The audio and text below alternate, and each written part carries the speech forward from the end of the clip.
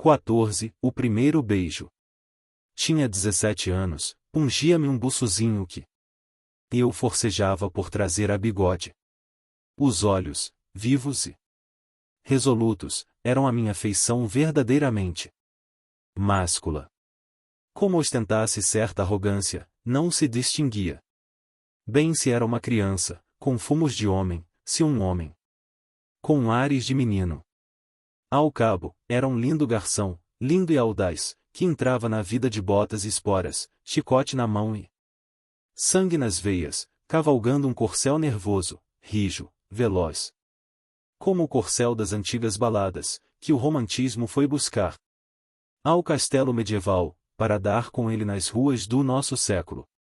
O pior é que o estafaram a tal ponto, que foi preciso deitá-lo à margem, onde o realismo veio achar, comido de lazeira e vermes, e, por compaixão, o transportou para os seus livros.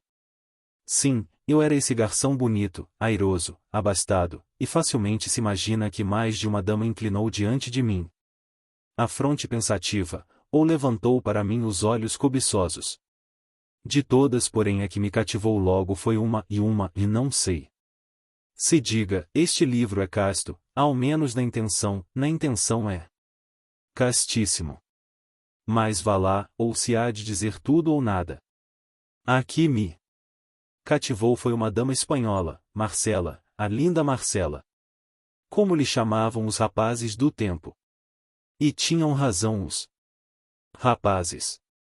Era filha de um hortelão das Astúrias, disse-mo ela mesma, num dia de sinceridade, porque a opinião aceita é que nascerá de um letrado de Madrid, vítima da invasão francesa, ferido, encarcerado, espingardeado, quando ela tinha apenas 12 anos. Coisas de hispana. Quem quer que fosse, porém, o pai, letrado ou hortelão, a verdade é que Marcela não possuía a inocência rústica, e mal chegava a entender a moral do código. Era boa moça, lépida, sem escrúpulos, um pouco tolhida pela austeridade do tempo, que lhe não permitia arrastar pelas ruas os seus estouvamentos e berlindas, luxuosa, impaciente, amiga de dinheiro e de rapazes. Naquele ano, morria de amores por um certo Xavier, sujeito abastado e tísico, uma pérola. Via pela primeira vez, no Rocio Grande, na noite das luminárias, logo que constou a declaração da independência, uma festa de primavera, um amanhecer da alma pública. Éramos dois rapazes, o povo e eu, vínhamos da infância, com todos os arrebatamentos da juventude. Via sair de uma cadeirinha, airosa e vistosa, um corpo esbelto, ondulante, um desgarre, alguma coisa que nunca achará nas mulheres puras. Segue-me, disse ela ao pajem. E eu segui-a, tão pajem como o outro, como se a ordem me fosse dada, deixei-me ir namorado, vibrante, cheio das primeiras auroras. A meio caminho, chamaram-lhe Linda. Marcela, lembrou-me que ouvirá tal nome a meu tio João, e confesso que fiquei tonto. 3 dias depois perguntou-me meu tio, em segredo, se queria ir a uma ceia de moças, nos Cajueiros. Fomos, era em casa de Marcela. O Xavier, com todos os seus tubérculos, presidia ao banquete noturno, em que eu pouco ou nada comi, porque só tinha olhos para a dona da casa. Que gentil que estava a espanhola! Havia mais uma meia dúzia de mulheres, todas de partido, e bonitas, cheias de graça, mas a espanhola. O entusiasmo, alguns goles de vinho, o gênio imperioso, estouvado. Tudo isso me levou a fazer uma coisa única, à saída, à porta da rua, disse a meu tio que esperasse um instante, e tornei a subir as escadas. Esqueceu alguma coisa? Perguntou Marcela de pé, no patamar. O lenço. Ela ia abrir-me caminho para tornar à sala, eu segurei-lhe nas mãos, puxei-a para mim, e dei-lhe um beijo. Não sei se ela disse alguma coisa, se gritou, se chamou alguém, não sei. Nada, sei que desci outra vez as escadas, veloz como um tufão. E incerto como um ébrio. 15. Marcela. Gastei 30 dias para ir do Rocio Grande ao coração de Marcela, não já cavalgando o corcel do cego. Desejo, mais o asno da paciência, há um tempo manhoso e teimoso. Que, em verdade, há dois meios de granjear a vontade das mulheres, o violento, como o touro de Europa, e o insinuativo, como o cisne de Leda e a chuva de ouro de Danae. 3 inventos do padre Zeus, que, por estarem fora da moda, aí ficam trocados no cavalo e no asno. Não direi as traças que urdi, nem as peitas, nem as alternativas de confiança e temor, nem as esperas baldadas, nem nenhuma outra dessas coisas preliminares. Afirmo-lhes que o asno foi digno do corcel, um asno de Sancho, deveras filósofo, que me levou à casa dela, no fim do citado período, APM, bati-lhe na anca e mandei-o pastar. Primeira comoção da minha juventude, que doce que me foste. Tal devia ser, na criação bíblica, o efeito do primeiro sol. Imagina tu esse efeito do primeiro sol, a bater de chapa na face de um mundo em flor. Pois foi a mesma coisa, leitor amigo, e se alguma vez contaste 18 anos, deves lembrar-te que foi assim mesmo. Teve duas fases a nossa paixão, ou ligação, ou qualquer outro nome, que eu de nomes não curó, teve a fase consular e a fase imperial. Na primeira, que foi curta, regemos o Xavier e eu, sem que ele jamais acreditasse dividir comigo o governo de Roma, mas, quando a credulidade não pôde resistir à evidência, o Xavier depôs as insígnias, e eu concentrei todos os poderes na minha mão. Foi a fase cesariana. Era meu universo, mas ai triste! Não o era de graça. Foi-me preciso coligir dinheiro, multiplicá-lo, inventá-lo. Primeiro explorei as larguezas de meu pai, ele dava-me tudo o que eu lhe pedia, sem repreensão. Sem demora, sem frieza, dizia a todos que eu era rapaz e que ele o fora também. Mas a tal extremo chegou o abuso, que ele restringiu um pouco as franquezas, depois mais, depois mais. Então recorri à minha mãe, e induzia-a a desviar alguma coisa que me dava às escondidas. Era pouco, lancei mão de um recurso último, e entrei a sacar sobre a herança de meu pai, a assinar obrigações, que devia resgatar um dia com usura. Em verdade, dizia-me Marcela, quando eu lhe levava alguma seda, alguma joia, e em verdade, você quer brigar comigo? Pois isto é coisa que se faça e um presente tão caro. E, se era joia, dizia isto a contemplá-la entre os dedos, a procurar melhor luz, a ensaiá-la em si, e a rir, e a beijar-me. Com uma reincidência impetuosa e sincera, mas, protestando, derramava-se-lhe a felicidade dos olhos, e eu sentia-me feliz com vê-la assim. Gostava muito das nossas antigas dobras de ouro, e eu levava-lhe quantas podia obter. Marcela juntava-as todas dentro de uma caixinha de ferro, cuja chave ninguém nunca jamais soube onde ficava, escondia-a por medo dos escravos. A casa em que morava, nos Cajueiros, era própria. Eram sólidos e bons os móveis, de jacarandá lavrado, e todas as demais alfaias. Espelhos, jarras, baixela, uma linda baixela da Índia, que lhe doara um desembargador. Baixela do diabo, deixe-me grandes repelões aos nervos. Disse-o muita vez a própria dona, não lhe dissimulava o tédio que me faziam esses e outros despojos dos seus amores de antanho. Ela ouvia-me e ria, com uma expressão cândida e outra coisa, que eu nesse tempo não entendia bem, mas agora, relembrando o caso, penso que era um riso misto, como devia ter a criatura que nascesse, por exemplo, de uma bruxa de Shakespeare com um serafim de Klopstock. Não sei se me Explico. E porque tinha notícia dos meus zelos tardios, parece que gostava de os assolar mais. Assim foi que um dia, como eu lhe não pudesse dar certo colar, que ela vira num joalheiro, retorquiu-me que era um simples gracejo, que o nosso amor não precisava de tão vulgar estímulo. Não lhe perdoo, se você fizer de mim essa triste ideia. Concluiu ameaçando-me com o dedo. E logo, súbita como um passarinho, espalmou as mãos. Cingiu-me com elas o rosto, puxou-me a si e fez um trejeito gracioso, um momo de criança.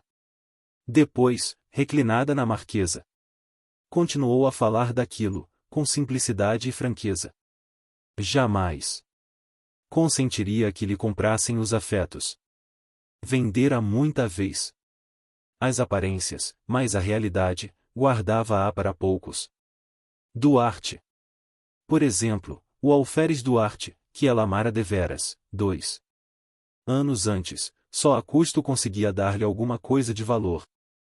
Como me acontecia a mim, ela só lhe aceitava sem relutância os mimos de escasso preço, como a cruz de ouro, que lhe deu uma vez, de festas. Esta cruz.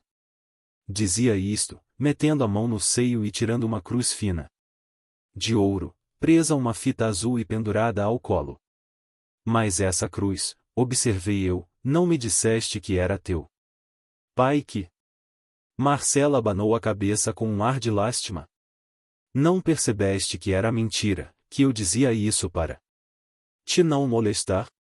Vem cá, Chiquito, não sejas assim desconfiado. Comigo.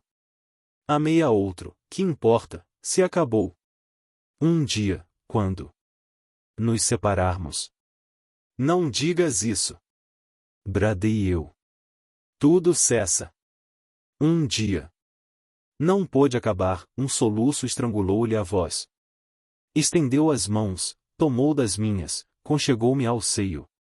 E sussurrou-me baixo ao ouvido, nunca, nunca, meu amor. Eu agradeci-lhe com os olhos úmidos. No dia seguinte levei-lhe o colar que havia recusado. Para te lembrares de mim, quando nos separarmos. Disse eu. Marcela teve primeiro um silêncio indignado, depois fez um gesto magnífico, tentou atirar o colar à rua. Eu retive-lhe o braço, pedi-lhe muito que não me fizesse tal desfeita, que ficasse com a joia. Sorriu e ficou. Entretanto, pagava-me a fartos sacrifícios, espreitava os meus mais recônditos pensamentos, não havia desejo aqui. Não acudisse com alma, sem esforço, por uma espécie de lei da consciência e necessidade do coração. Nunca o desejo era razoável, mas um capricho puro, uma criancice, vê-la trajar de certo modo, com tais e tais enfeites, este vestido e não aquele. Ir a passeio ou outra coisa assim, e ela cedia a tudo, risonha e paleira. Você é das Arábias, dizia-me. E ia a pôr o vestido, a renda, os brincos, com uma obediência de encantar. 16. Uma reflexão imoral. Ocorre-me uma reflexão imoral, que é ao mesmo tempo uma correção de estilo.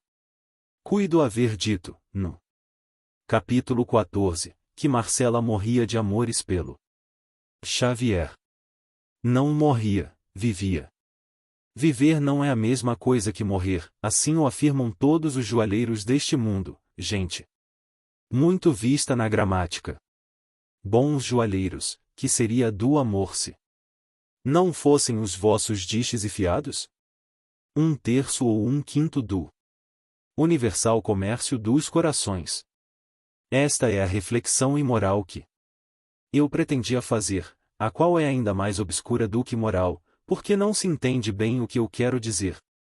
O que eu quero dizer é que a mais bela testa do mundo não fica menos bela, se a cingir um diadema de pedras finas, nem menos bela, nem menos amada. Marcela, por exemplo, que era bem bonita. Marcela amou-me. 17. Do trapézio e Outras coisas. Marcela amou-me durante 15 meses e 11 contos de réis, nada menos. Meu pai. Logo que teve aragem dos 11 contos, sobressaltou-se deveras, achou que o caso excedia as raias de um capricho juvenil. Desta vez, disse ele, vais para a Europa, vais cursar uma universidade, provavelmente Coimbra, quero-te para homem sério e não para roador e gatuno. E como eu fizesse um gesto de espanto. Gatuno, sim senhor, não é outra coisa um filho que me faz isto. Sacou da algibeira os meus títulos de dívida, já resgatados por ele, e sacudiu-mos na cara. Vês, Peralta? É assim que um moço deve zelar o nome dos seus. Pensas que eu e meus avós ganhamos o dinheiro em casas de jogo ou a vadear pelas ruas? Pelintra. Desta vez ou tomas juízo, ou ficas sem coisa nenhuma.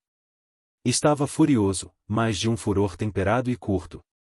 Eu ouvi-o calado, e nada opus à ordem da viagem, como de outras vezes fizera, ruminava a ideia de levar Marcela comigo. Fui ter com ela, expus-lhe a crise e fiz-lhe a proposta. Marcela ouviu-me com os olhos no ar, sem responder logo, como insistisse, disse-me que ficava, que não podia ir para a Europa. Por que não? Não posso, disse ela com ar dolente, não posso ir respirar aqueles ares, enquanto me lembrar de meu pobre pai, morto por Napoleão. Qual deles, o hortelão ou o advogado? Marcela franziu a testa, cantarolou uma seguidilha, entre dentes, depois queixou-se do calor, e mandou vir um copo de aluá. Trouxe-lhe a mucama, numa salva de prata, que fazia parte dos meus 11 contos. Marcela ofereceu-me polidamente o refresco, minha resposta foi dar com a mão no copo e na salva. Entornou-se-lhe o líquido no regaço, a preta deu um grito, eu bradei-lhe que se fosse embora. Ficando a sós, derramei todo o desespero de meu coração, disse-lhe que ela era um monstro, que jamais me tivera amor, que me deixará descer a tudo, sim. Ter ao menos a desculpa da sinceridade, chamei-lhe muitos nomes feios, fazendo muitos gestos descompostos. Marcela deixará-se estar sentada, a estalar as unhas nos dentes, fria como um pedaço de mármore. Tive ímpetos de a estrangular, de a humilhar ao menos, subjugando-a a meus pés. Ia talvez fazê-lo, mas a ação trocou-se noutra, fui eu que me atirei aos pés dela, contrito e súplice, beijei-lhes, recordei aqueles meses da nossa felicidade solitária, repeti-lhe os nomes queridos. De outro tempo, sentado no chão, com a cabeça entre os joelhos dela, apertando-lhe muito as mãos, ofegante, desvairado. Pedi-lhe com lágrimas que me não desamparasse. Marcela esteve alguns instantes a olhar para mim, calados ambos, até que brandamente me desviou e, com um ar enfastiado, não me aborreça, disse. Levantou-se, sacudiu o vestido, ainda molhado, e caminhou para a alcova. Não! Bradei eu, não hás de entrar, não quero. Ia lançar-lhe as mãos, e era tarde, ela entrará e fechará-se. Saí desatinado, gastei 2 mortais horas em vaguear pelos bairros mais excêntricos e desertos, onde fosse difícil dar comigo. Ia mastigando o meu desespero, com uma espécie de gula mórbida, evocava os dias, as horas, os instantes de delírio, e ora me comprazia em crer que eles eram eternos. Que tudo aquilo era um pesadelo, ora, enganando-me a mim mesmo, tentava rejeitá-los de mim, como um fardo inútil. Então, resolvi embarcar imediatamente para cortar a minha vida em 2 metades, e deleitava-me com a ideia de que Marcela, sabendo da partida, ficaria ralada de saudades e remorsos. Que ela amara-me a tonta, devia de sentir alguma coisa, uma lembrança qualquer, como do Alferes Duarte. Nisto, o dente do ciúme enterrava-se-me no coração, toda a natureza bradava que era preciso levar Marcela comigo. Por força, e dizia eu ferindo o ar com uma punhada. Enfim, tive uma ideia salvadora. Ah! Trapézio dos meus pecados, trapézio das concepções abstrusas. A ideia salvadora trabalhou nele, como a do emplasto, capítulo 2.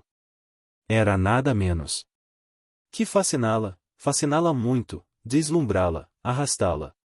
Lembrou-me pedir-lhe por um meio mais concreto do que a súplica. Não media as consequências, recorri a um derradeiro empréstimo, fui à Rua dos Ourives, comprei a melhor joia da cidade, 3 diamantes grandes encastoados num pente de marfim, corri à casa de Marcela. Marcela estava reclinada numa rede, o gesto mole e cansado, uma das pernas pendentes, a ver-se-lhe o pezinho calçado de meia de seda, os cabelos soltos, derramados, o olhar quieto e sonolento. Vem comigo, disse eu, arranjei recursos, temos muito dinheiro, terás tudo o que quiseres. Olha, toma. E mostrei-lhe o pente com os diamantes. Marcela teve um leve sobressalto, ergueu metade do corpo, e, apoiada num cotovelo, olhou para o pente durante alguns instantes curtos. Depois retirou os olhos, tinha-se dominado. Então, eu lancei-lhe as mãos aos cabelos, coligi-os, enlacei-os à pressa, improvisei um toucado, sem nenhum alinho, e rematei-o com o pente de diamantes, recuei, tornei a aproximar-me, corrigi-lhe as madeixas, abaixei-as de um lado, busquei alguma simetria. Naquela desordem, tudo com uma minuciosidade e um carinho de mãe. Pronto, disse eu. Doudo. Foi a sua primeira resposta. A segunda foi puxar-me para si, e pagar-me o sacrifício. Com um beijo, o mais ardente de todos. Depois tirou o pente. Admirou muito a matéria e o lavor, olhando a espaços para mim. E abanando a cabeça, com um ar de repreensão. Ora você! Dizia. Vens comigo? Marcela refletiu um instante. Não gostei da expressão com que passeava os olhos de mim para a parede, e da parede para a joia, mas toda a má impressão se desvaneceu, quando ela me respondeu resolutamente. Vou. Quando embarcas? Daqui a 2 ou 3 dias. Vou. Agradeci-lhe de joelhos. Tinha achado a minha Marcela dos primeiros dias, e disse-lhe, ela sorriu, e foi guardar a joia. Enquanto eu descia a escada. 18. Visão do corredor. No fim da escada, ao fundo do corredor escuro, parei. Alguns instantes para respirar, apalpar-me, convocar as ideias dispersas, reaver-me em fino meio de tantas sensações profundas e contrárias. Achava-me feliz. Certo é que os diamantes corrompiam-me um pouco a felicidade, mas não é menos certo que uma dama bonita pode muito bem amar os gregos e os seus presentes. E depois eu confiava na minha boa Marcela, podia ter defeitos, mas amava-me. Um anjo. Murmurei olhando para o teto do corredor. E aí, como um escárnio, vi o olhar de Marcela, aquele olhar que pouco antes me dera uma sombra de desconfiança, o qual chispava de cima de um nariz, que era ao mesmo tempo o nariz de Baccara e o meu pobre namorado das 1001 noites. Vi-te ali mesmo correr atrás da mulher do vizir, ao longo da galeria, ela a acenar-te com a posse, e tu a correr, até a Alameda comprida, donde saíste à rua, onde todos os correeiros te apoparam e desancaram. Então pareceu-me que o corredor de Marcela era a Alameda, e que a rua era a de Bagdá. Com efeito, olhando para a porta, vi na calçada 3 dos correeiros, um de batina, outro de libré, outro à paisana, os Quais todos três entraram no corredor, tomaram-me pelos braços, meteram-me numa sege, meu pai à direita, meu tio cônego à esquerda, o da libré na boleia, e lá me levaram à casa do intendente de polícia, donde fui transportado a uma galera que devia seguir para Lisboa. Imaginem se resisti, mas toda resistência era inútil. 3 dias depois segui barra fora, abatido e mudo. Não chorava sequer, tinha uma ideia fixa. Malditas ideias fixas! A dessa ocasião era dar um mergulho no oceano, repetindo o nome de Marcela.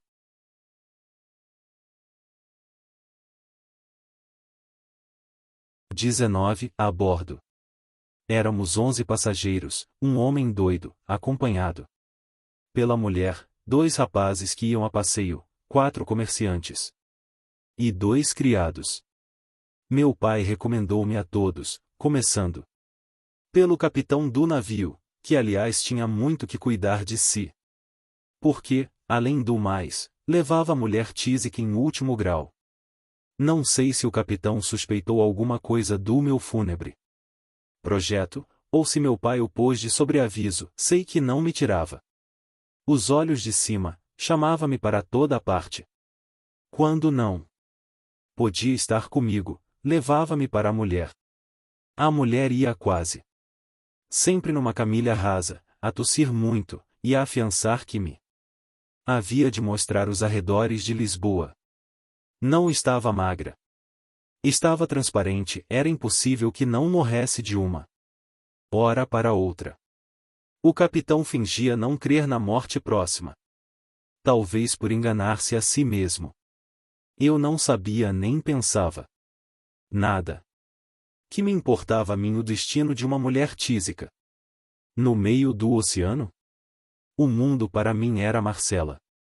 Uma noite, logo no fim de uma semana, achei ensejo propício para morrer. Subi cauteloso, mas encontrei o capitão, que, junto à murada, tinha os olhos fitos no horizonte. Algum temporal? Disse eu. Não, respondeu ele estremecendo, não, admiro o esplendor da noite. Veja, está celestial. O estilo desmentia da pessoa, assaz rude e aparentemente alheia a locuções rebuscadas. Fitei-o, ele pareceu saborear o meu espanto. No fim de alguns segundos, pegou-me na mão e apontou para a lua, perguntando-me por que não fazia uma ode à noite. Respondi-lhe que não era poeta. O capitão rosnou alguma coisa, deu 2 passos, meteu a mão no bolso, sacou um pedaço de papel, muito amarrotado, depois, à luz de uma lanterna, leu uma ode horaciana sobre a liberdade da vida marítima. Eram versos dele. Que tal? Não me lembro o que lhe disse, lembra-me que ele me apertou a mão com muita força e muitos agradecimentos, logo. Depois recitou-me 2 sonetos, ia recitar-me outro, quando o vieram chamar da parte da mulher. Lá vou, disse ele, e recitou-me o 3º soneto, com pausa, com amor. Fiquei só, mas a musa do capitão varrera-me do espíritus. Pensamentos maus, preferi dormir, que é um modo interino de morrer. No dia seguinte, acordamos debaixo de um temporal que meteu medo a toda a gente, menos ao doido. Esse entrou a dar pulos, a dizer que a filha o mandava buscar, numa berlinda. A morte de uma filha fora a causa da loucura. Não, nunca me há de esquecer a figura hedionda do pobre homem, no meio do tumulto das gentes e dos uivos do furacão, a cantarolar e a bailar, com os olhos a saltarem-lhe da cara, pálido, cabelo arrepiado e longo. Às vezes parava, erguia ao ar as mãos ossudas, fazia umas cruzes com os dedos, depois um xadrez, depois umas argolas. E ria muito, desesperadamente. A mulher não podia já cuidar dele, entregue ao terror da morte, rezava por si mesma a todos os santos do céu. Enfim, a tempestade amainou. Confesso que Foi uma diversão excelente a tempestade do meu coração. Eu, que meditava ir ter com a morte, não ousei fitá-la quando ela veio ter comigo. O capitão perguntou-me se tivera medo, se estivera em risco. Se não achará sublime o espetáculo, e tudo isso com um interesse de amigo. Naturalmente a conversa versou sobre a vida do mar. O capitão perguntou-me se não gostava de idílios piscatórios. Eu respondi-lhe ingenuamente que não sabia o que era. Vai ver, respondeu. E recitou-me um poemazinho, depois outro, uma égloga. E enfim 5 sonetos, com os quais rematou nesse dia a confidência literária. No dia seguinte, antes de me recitar nada, explicou-me o capitão que só por motivos graves abraçara a profissão marítima, porque a avó queria que ele fosse padre, e, com efeito possuía algumas letras latinas, não chegou a ser padre. Mas não deixou de ser poeta, que era sua vocação natural. Para prová-lo, recitou-me logo, de corpo presente, uma centena de versos. Notei um fenômeno: os ademanes que ele usava eram tais, que uma vez me fizeram rir, mas o capitão, quando recitava, de tal sorte olhava para dentro de si mesmo, que não viu, nem ouviu nada.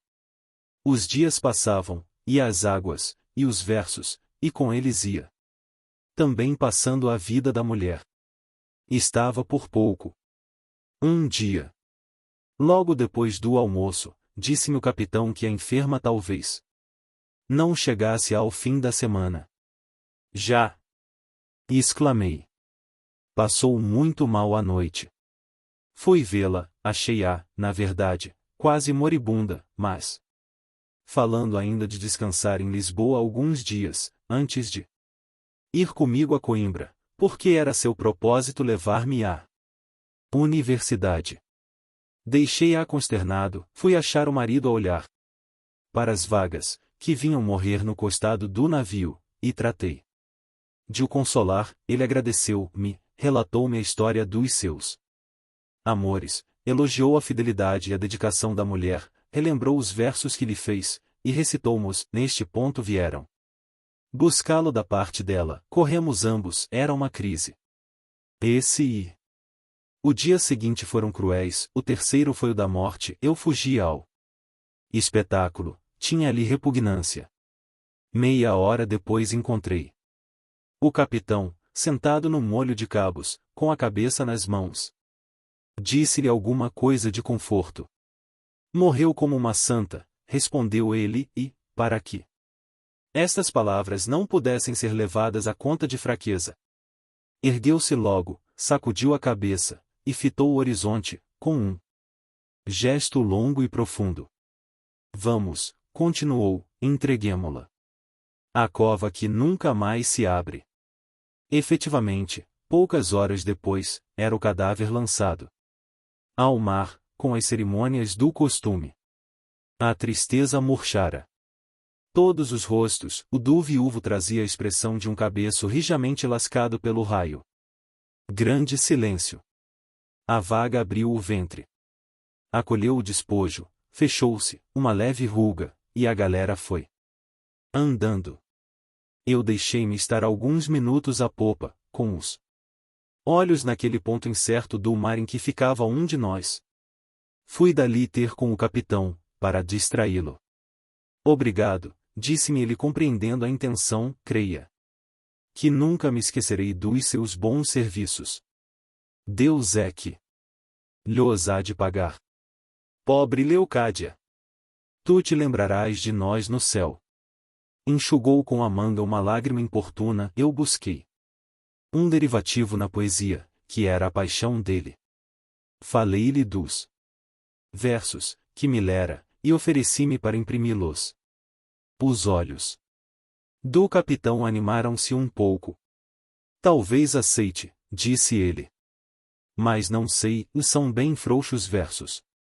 Jurei-lhe que não, pedi que os reunisse e mos desse antes do desembarque. Pobre Leocádia! Murmurou sem responder ao pedido. Cadáver, o mar. O céu, o navio.